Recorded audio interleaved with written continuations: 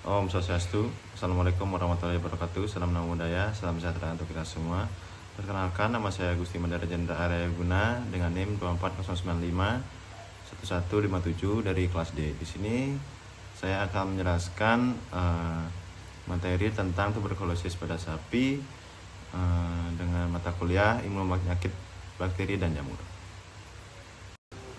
Baik, pada slide pertama latar belakang. Yang pertama dari tuberkulosis pada sapi atau bovine tuberculosis merupakan penyakit menular kronis yang disebabkan oleh bakteri Mycobacterium bovis. Penyakit ini menyerang terutama sistem pernapasan, tetapi dapat menyebar ke organ lain seperti kelenjar limfa, hati, dan limpa. Kemudian tuberkulosis pada sapi menjadi perhatian penting karena bersifat zoonosis, yaitu dapat menular dari hewan ke manusia, terutama melalui konsumsi susu mentah atau kontak langsung dengan hewan terinfeksi.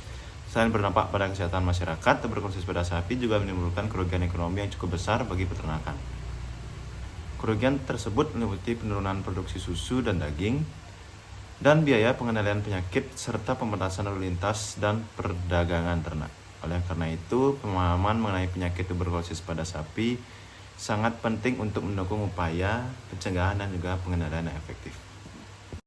Kemudian pada slide yang kedua, terdapat pada kasus yang tadi di Desa Pring pernah dilaporkan adanya sapi yang terkena tuberkulosis dengan menunjukkan gejala penurunan berat badan serta penurunan nafsu makan yang berkurang, batuk kronis serta sesak napas dan juga lemas.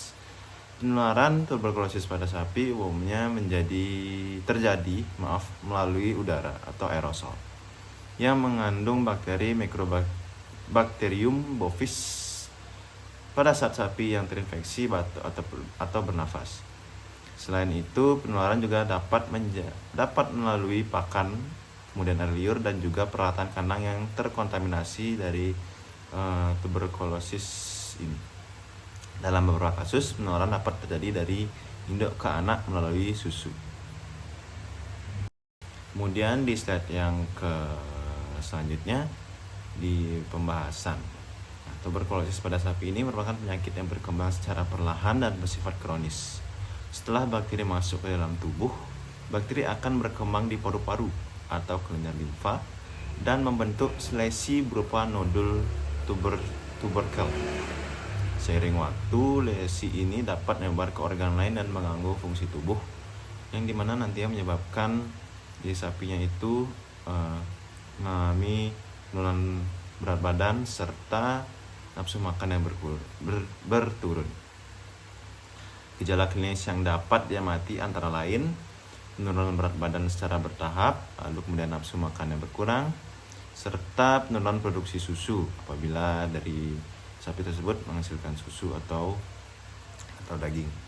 Pada kasus selanjutnya, sapi tampak lemah dan mudah terserang penyakit lain. Karena gejala tidak spesifik, tuberkulosis ini sering sulit dibedakan dari penyakit pernapasan kronis lainnya tanpa pemeriksaan laboratorium. Kemudian untuk pencegahan tuberkulosis pada sapi merupakan langkah paling efektif untuk mengendalikan penyakit ini. Salah satu cara utama adalah melakukan pemeriksaan rutin menggunakan uji tuberkulin untuk mendeteksi sapi yang terinfeksi sejak dini. Sapi yang dinyatakan positif harus segera diisolasi dan tidak dicampur dengan sapi yang sehat.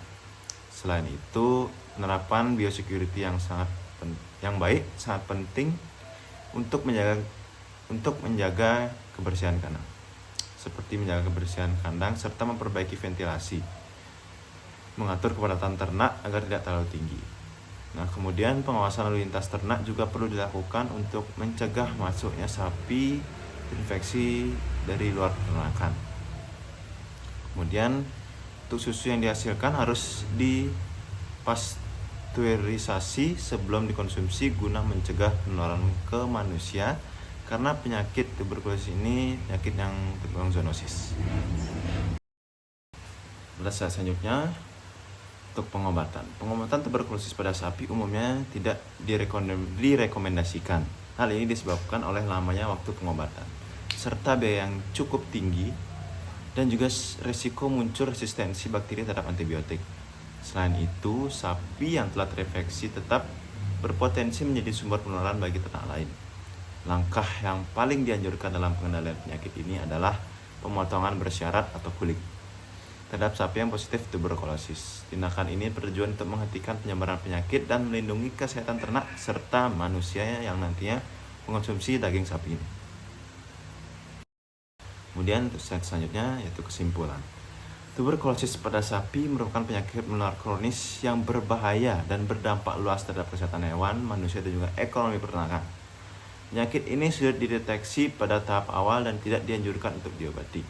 Oleh karena itu, pencegahan melalui pemeriksaan rutin biosecurity yang baik dari peternakan tersebut dan juga pengendalian ternak yang terinfeksi merupakan langkah utama dalam menekan penyebaran tuberkulosis pada sapi, sehingga penyakit ini dapat dikendalikan dengan baik tanpa harus mengorbankan dari peternak tersebut. Slide selanjutnya, yang slide terakhir, peternak disarankan untuk meningkatkan kesadaran terhadap pentingnya pemeriksaan kesehatan sapi secara rutin dan menjaga kebersihan lingkungan peternakan.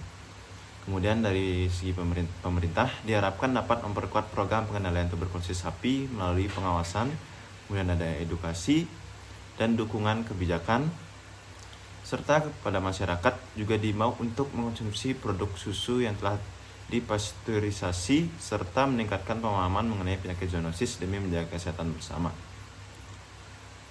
Baik, sekian penjelasan dari saya mengenai tuberkulosis pada sapi. Saya mohon maaf apabila ada salah kata dan juga penyebutan pada video ini. Saya mohon maaf yang sebesar-besarnya. Saya tutup dengan Parama Santi. Om Santi Santi Santi Om. Assalamualaikum warahmatullahi wabarakatuh. Salam nama budaya.